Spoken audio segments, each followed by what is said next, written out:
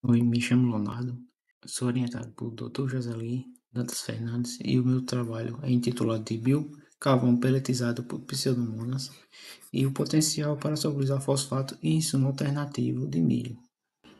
O milho apresenta destacada relevância socioeconômica, mas sua produtividade em solos tropicais é frequentemente limitada pela acidez e pela baixa disponibilidade de fósforo. Por sua vez, micro-organismos como Pseudomonas sp têm recebido atenção por sua capacidade de solubilizar fosfatos insolúveis e disponibilizar nutrientes essenciais para as plantas. Já o biocarvão é reconhecido como condicionador de solos em função da sua elevada porosidade, capacidade de troca de cátions e sua peletização, utilizando betonita como aglutinante, confere maior estabilidade estrutural e viabilidade operacional, favorecendo sua aplicação em campo. Com isso, esse trabalho objetivou-se em avaliar a produção e caracterização de pellets de biocarvão de cama de aviário pelletizados com betonita e incubado com pseudomonas, bem como seus efeitos no crescimento inicial do milho híbrido AG1051. A ação do índice de solubilização do fosfato, o ISF, foi realizada em milho Picoscaia H, por meio da medição do halo de formação ao redor das colônias bacterianas. Foi reativado em placas de Petri com meio AN e incubado por 48 horas a 25 graus Celsius, em estufa tipo BOD no escuro. As colônias obtidas foram suspensas em solução salina a 85% e ajustada a uma densidade ótica de 1 a 600 nanômetros.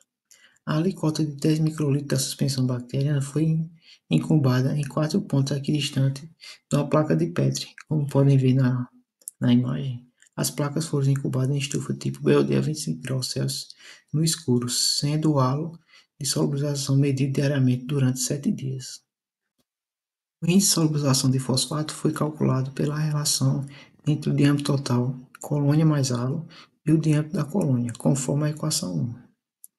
O valor médio do índice de solubilização de fosfato foi obtido a partir de 10 placas de Petri, cada uma contendo 4 colônias bacterianas, totalizando 40 unidades experimentais independentes. Pellets foram produzidos a partir de biocarvão e cama de aviários, obtido por pirólise a 450 graus Celsius em forno mufa e betonita verde lodo. Mistura utilizada para a produção de pellets constitui 45,91% de biocarvão, 30,58% de betonita e 23,5% de água destilada, onde os componentes sólidos foram inicialmente misturados manualmente até a homogeneização, sendo a água incorporada gradualmente até se obter uma massa pastosa adequada para a pelletização.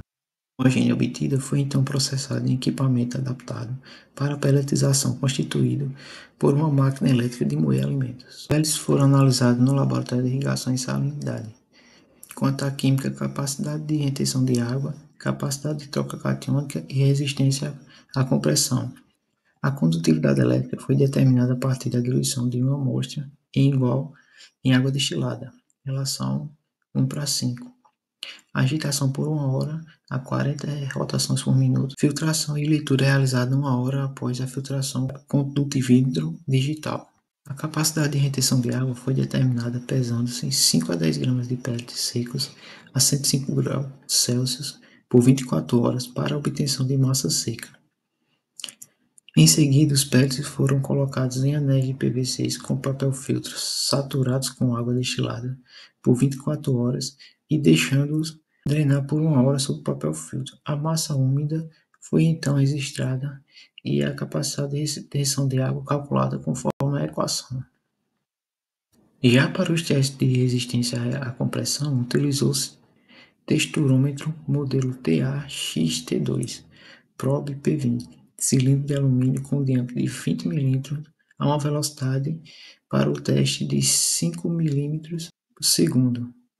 Os resultados foram analisados com o auxílio de software Texture Expert, obtendo-se a força N necessária para comprimir e penetrar 50% do pellet. O experimento foi conduzido em ambiente protegido na área agroecológica do campus 2 da UEPB, utilizando delineamento em blocos casualizados, com 8 tratamentos e 4 repetições, totalizando 32 unidades experimentais, onde os tratamentos foram T1, solo natural, a testemunha. T2, biocarvão.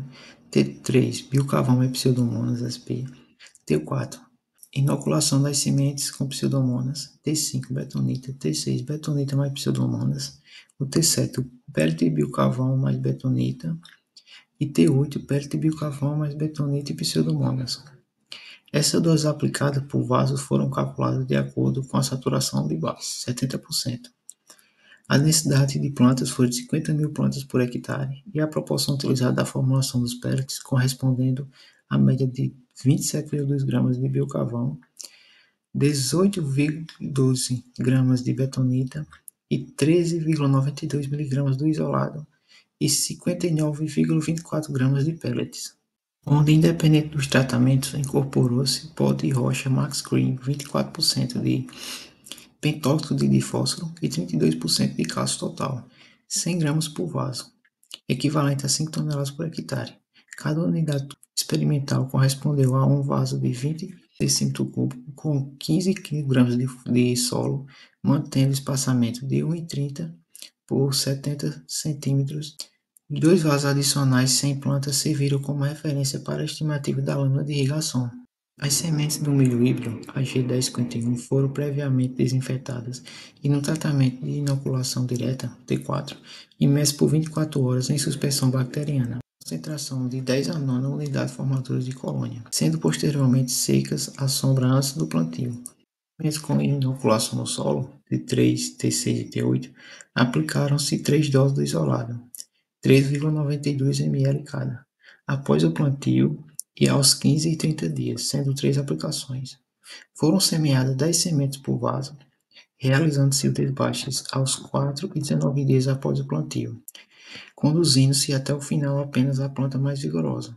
A irrigação foi feita com água da cajepa, mantendo a umidade próxima a 90% da capacidade de campo, com base na média da evaporação dos vasos de referência.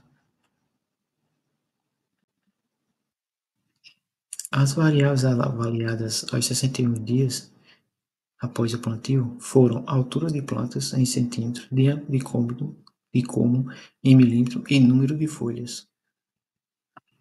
Na análise do índice de solubilização de fosfato, o isolado Pseudomonas SP004 apresentou crescimento em meio piroscávia H, evidenciando a solubilização de fosfato inorgânico pela formulação de halo translúcido ao redor da colônia, indicativo da liberação de ácidos orgânicos e metabólitos solubilizantes.